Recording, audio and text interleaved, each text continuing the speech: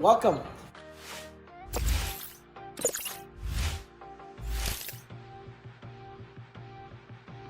We are actually in my home garage gym. Could you tell everyone your full name? Well, my name is Prince Prince Militante. And can you tell us what your background is? Well, I'm originally born and raised in Aruba, but I'm 100% Filipino, but only in my passport, I'm Aruban. So how many languages do you speak in total? You could say 5. And those languages are? Spanish, Papiamento, Tagalog, which is Filipino language, English, and Dutch. And do you think you can say something in all those languages for us? Bombini, that means welcome in Aruba. Welcome, let's see, we have Mabuhay, Dankjewel, and Gracias. So Prince, you're an international student, correct? Yes, I am. So which college do you attend and where do you attend college? I'm actually attending Niagara College here in Niagara-on-the-Lake. Cool. And can you tell us a bit about Niagara College for people who are wanting to know more about studying in Canada and specifically in Niagara? Well, Niagara College has a lot of diversity, so meaning there's a lot of programs that you can apply for, and yeah, I think that's basically it, just diversity of a lot of programs. So Prince, can you tell us what program you're taking right now? So I'm actually taking honors bachelor's of business administration in international commerce and global development.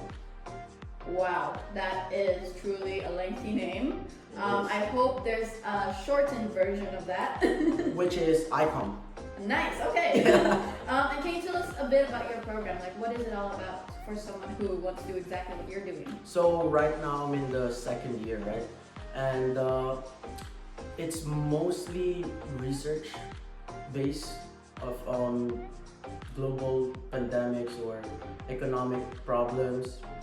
But yeah, you can learn more in the business side, meaning marketing and also just business in general, entrepreneurship. So I have a lot more to go through, so 2 more years, so meaning 4 more semesters.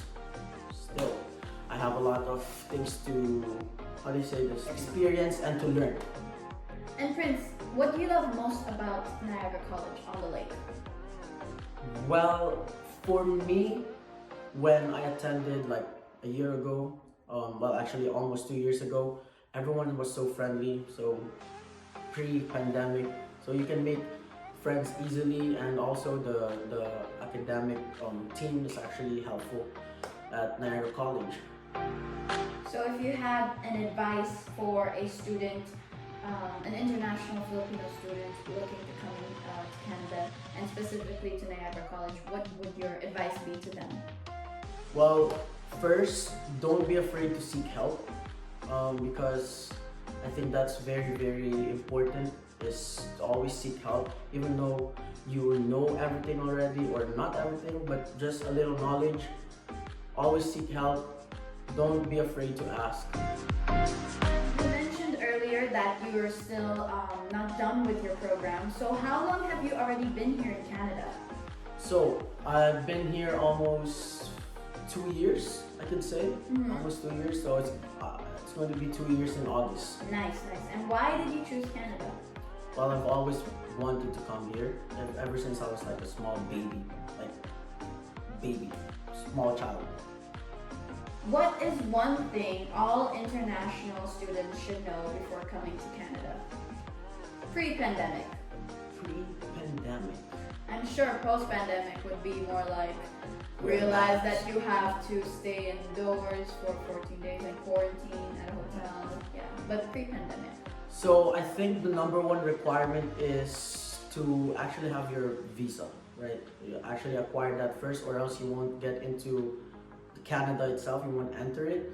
And after that, if you want to work and have a little income to the side, get your social insurance number. Right, nice. That's some good advice for international students. So Prince, as an international student, What challenges have you encountered? Well, I think for the first year, I think it's the commuting, right? Back then I was working, so I had to find my own way to get from point A to point B. So definitely commuting, but yeah, I think that's it, just commuting. Because of our current circumstances, in one word, can you describe what it was like being an international student during the pandemic? Interesting. I like that one. It wasn't challenging or hard, it was interesting. Right, because we had to adapt to new ways of living and studying. Exactly. For sure. So I want to know more about how you've managed being an international student during the pandemic. What habits did you develop as a result of the pandemic? So I think it would be mainly routine, right? Your life is going to be based on a weekly routine or daily routine, based on school, and if you're working, you're going to be adding that to your schedule too. So you have to be on point with that every day, basically. How have you coped with online schooling?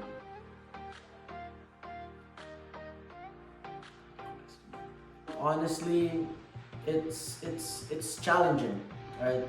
It's not hard, it's just challenging. It's two different words, different meaning, but it's definitely challenging.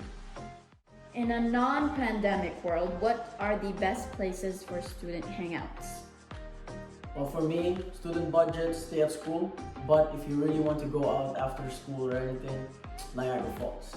Enjoy the scenery at night, or just enjoy everything, like stores there, restaurants, you name it. Everything's there in Niagara Falls. Nice, and that actually leads into my next question. What is the most scenic place here at Niagara? Niagara Falls. And as I am an international student myself, I know that I am on a budget.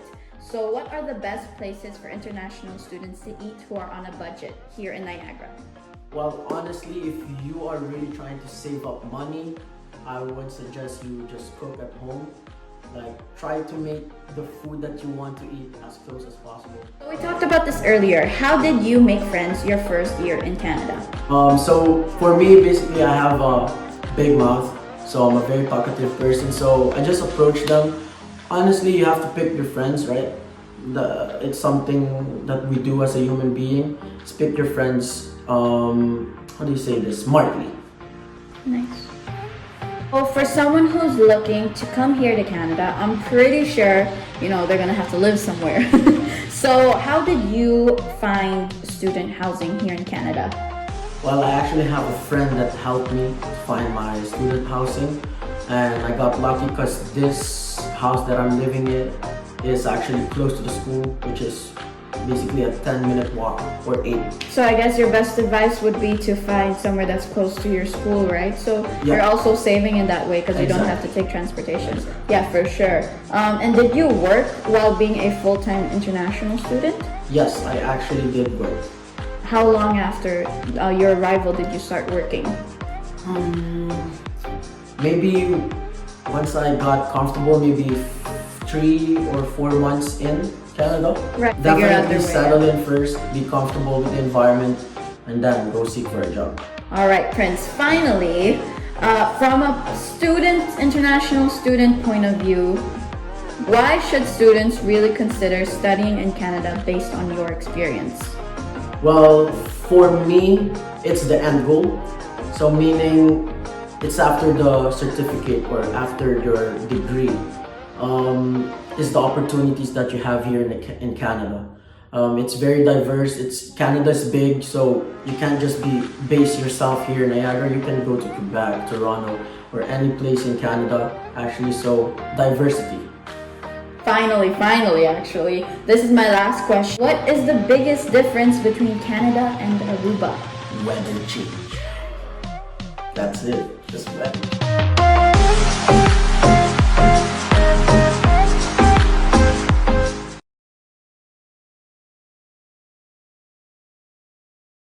You know this? Sorry, no, I don't see him. Where do you want me to look? Here or there? Wow, yeah. Okay, okay, done, done.